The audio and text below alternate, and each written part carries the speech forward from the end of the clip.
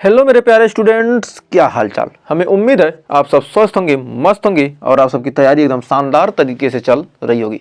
तो स्वागत है एक बार फिर से बहुत ही शानदार जबरदस्त UPSSC annum female health worker के नर्सिंग क्लास में लेकर हाजिर है एक बार फिर बहुत ही शानदार टॉपिक सामुदायिक स्वास्थ्य नर्सिंग को। लेक्चर नंबर 19 इसका हम पढ़ने वाले हैं एकदम बेहतरीन तरीके से। तो पिछले वर्ष के पूछे गए महत्वपूर्ण क्वेश्चन के साथ 30 क्वेश्चन करेंगे। और यदि आप और सारा कंटेंट देखना चाहते हैं तो प्लीज़ हमारे चैनल के प्लेलिस्ट में एक बार विजिट कीजिए, वहाँ पर बहुत सारे कंटेंट आपको मिल जाएंगे एकदम शानदार तरीके से। तो सेशन अच्छा लगे तो सेशन को लाइक शेयर और चैनल को सब्सक्राइब करना मत भूलिए। तो आइए शुरुआत करते हैं। UP annum, Bihar annum, DSSB annum या किसी भी स्टेट एनम की तैयारी कर रही है तो आपके लिए बहुत ही शानदार ये सेशन होने वाला है। तो आइए शुरुआत करते हैं सेशन की। सामुदायिक स्वास्थ्य नर्सिंग का हमारा टॉपिक है। इसमें 30 क्वेश्चन करेंगे और इन 30 क्वेश्चन के आंसर आप कमेंट में देने की कोशिश जरूर कीजिएगा, जिससे आपकी प्रैक्टिस हो जाएगी। Practice makes man perfect. Practice ही क्या करता है, आपको सफलता की ओर ले जाता है। तो आइए शुरुआत करते हैं सेशन की। तो देखिए फर्स्ट क्वेश्चन क्या करा, प्राथमिक स्वास्थ्य केंद्र PHC, एक PHC के अंतर्गत कितने उप केंद्र यानी सब सेंटर आते हैं। मतलब प्राथमिक स्वास्थ्य केंद्र के अंतर्गत कितने उप केंद्र आते हैं। 2 से 3, 4 से 5, 6 से 7 या 5 से 6। तो कह रहा है एक PHC प्राइमरी हेल्थ सेंटर के अंतर्गत कितने सब सेंटर आते हैं। PHC के अंतर कितने SC आते हैं, तो हमारा 5 से 6 हो जाएगा। Right answer option number D. तो बढ़ते हैं आगे। अगला क्वेश्चन आपकी स्क्रीन पर करा, मातृ मृत्यु दर यानी MMR को कैसे मापा जाता है। प्रति 1000 जीवित जन्म, प्रति 10,000 जीवित जन्म, प्रति 100 जीवित जन्म या प्रति 1,00,000 जीवित जन्म। तो यहाँ पर हमारा राइट आंसर क्या हो जाना है, MMR को कैसे मापा जाता है। तो हमारा 1,00,000 प्रति जीवित जन्म पर हमारा मातृ मृत्यु दर मापा जाता है। तो बढ़ते हैं आगे। अगला क्वेश्चन करा, निम्न में से कौन सी बीमारी संक्रमित जल से होती है। तो कौन सी बीमारी संक्रमित जल से होगी। TB होगा, डेंगू होगा, हेपेटाइटिस A होगा या मलेरिया होगा। तो कह रहा है संक्रमित जल को पीने से कौन सी बीमारी होती है, हेपेटाइटिस A। तो बढ़ते हैं आगे। कह रहा है गर्भावस्था के दौरान फोलिक एसिड की खुराक क्यों दी जाती है। बच्चे का वजन बढ़ाने के लिए, खून की कमी दूर करने के लिए, गर्भस्राव रोकने के लिए या न्यूरल ट्यूब डिफेक्ट रोकने के लिए। तो कह रहा गर्भावस्था के दौरान फोलिक एसिड की खुराक क्यों दी जाती है। तो गर्भावस्था के दौरान फोलिक एसिड की खुराक क्यों दी जाती है, न्यूरल ट्यूब डिफेक्ट को रोकने के लिए। तो बढ़ते हैं आगे। कह रहा IMR इन्फेंट मोर्टेलिटी रेट किसे दर्शाता है। 1 से 5 वर्ष तक की मृत्यु, नवजात की मृत्यु, जन्म के 1 वर्ष के भीतर मृत्यु या मृत बच्चों की संख्या। तो हमारा कह रहा IMR इन्फेंट मोर्टेलिटी रेट किसे दर्शाता है। तो हमारा ऑप्शन नंबर सी हो जाएगा, जन्म के 1 वर्ष के भीतर मृत्यु। बढ़ते हैं आगे। कह रहा आयुष्मान भारत योजना किस वर्ष शुरू की गई थी। 2015 में, 2016 में, 2016 में या 2019 में। ये 2000 हमारा कितना जाएगा, 2018, 2015, 2018, 2016, 2019। तो हमारा यहाँ पर राइट आंसर हो जाएगा किस वर्ष शुरू की गई थी, 2018 में। तो बढ़ते हैं अगले क्वेश्चन की तरफ। कह रहा है अगला क्वेश्चन कि पोलियो उन्मूलन का प्रमाण पत्र भारत को कब मिला। 2012 में, 2013 में, 2014 में, 2015 में। तो कह रहा पोलियो उन्मूलन का प्रमाण पत्र भारत को कब मिला। तो हमारा राइट आंसर हो जाएगा ऑप्शन नंबर सी, 2014 में। तो बढ़ते हैं आगे। करा मनुष्य के शरीर में RBC का जीवन काल कितना होता है, 90 दिन, 100 दिन, 120 दिन या 150 दिन। तो RBC रेड ब्लड सेल्स का जीवन काल, RBC का जीवन काल कितने होता है, 120 दिन। ऑप्शन नंबर सी हो जाएगा सही। कर जनसंख्या स्थिरीकरण दिवस कब मनाया जाता है, 11 जुलाई को, 21 जुलाई को, 2 अक्टूबर को, 5 जून को। तो कह रहा क्या जनसंख्या स्थिरीकरण दिवस कब मनाया जाता है, 21 जुलाई। ऑप्शन नंबर बी हो जाएगा राइट। तो बढ़ते हैं आगे। कर नवजात शिशु का पहला मल क्या कहलाता है, म्यूकस, मेकोनियम, पीली दस्त, ब्लैक स्टूल। तो कह रहा नवजात शिशु का पहला मल क्या कहलाता है? तो हमारा राइट आंसर हो जाएगा ऑप्शन नंबर बी, मेकोनियम। तो बढ़ते हैं नेक्स्ट क्वेश्चन की तरफ। अगला क्वेश्चन कह रहा है कि प्राथमिक स्वास्थ्य केंद्र की स्थापना की अनुशंसा किस समिति ने की थी? भोर समिति, मुदलियार समिति, कार्तिकेय समिति या चड्ढा समिति?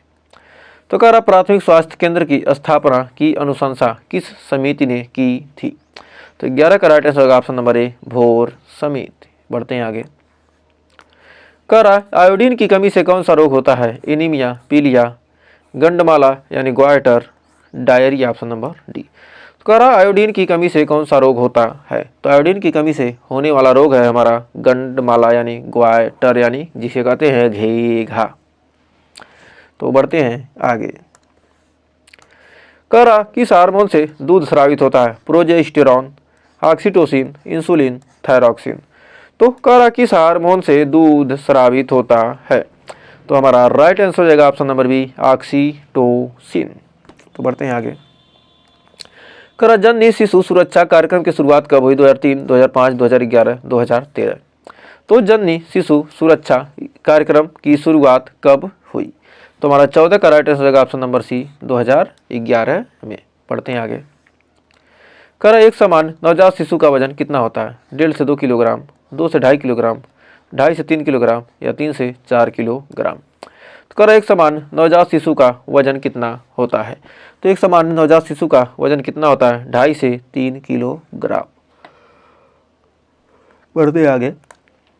अगला क्वेश्चन कह रहा है दवाओं को ठंडा रखने के लिए आदर्श तापमान कितना होना चाहिए? 0 से 4 डिग्री सेल्सियस, 2 से 8 डिग्री, 4 से 10 डिग्री सेल्सियस या 5 डिग्री सेल्सियस से 15 डिग्री सेल्सियस के बीच? तो कितना होना चाहिए? कर दवाओं को ठंडा रखने के लिए आदर्श तापमान कितना होना चाहिए? तो हमारा 16 का राइट आंसर हो जाएगा option number B, 2 degree Celsius से 8 डिग्री सेल्सियस के बीच। बढ़ते हैं आगे। कर सार्वभौमिक टीकाकरण कार्यक्रम की शुरुआत भारत में कब हुई थी? 1983, 1985, 1990, 1995? तो कह रहा सार्वभौमिक टीकाकरण कार्यक्रम की शुरुआत भारत में कब हुई थी? तो हमारा 17 का राइट आंसर हो जाएगा ऑप्शन नंबर बी, 1985 में। बढ़ते हैं आगे। कह रहा रजोनिवृत्ति सामान्यतः किस आयु में होती है? 35 से 40, 40 से 45, 45 से 55 या 30 से 35 वर्ष? कह रहा रजोनिवृत्ति सामान्य किस आयु में होती है?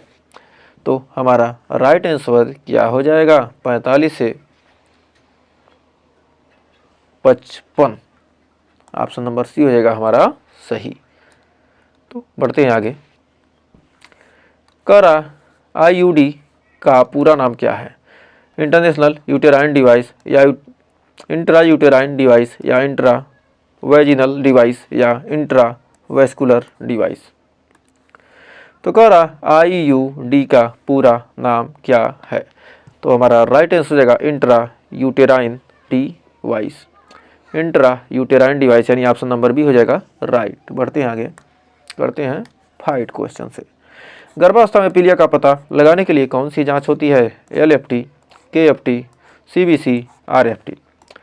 तो कह रहा गर्भावस्था में पीलिया का पता लगाने के लिए कौन सी जांच होती है?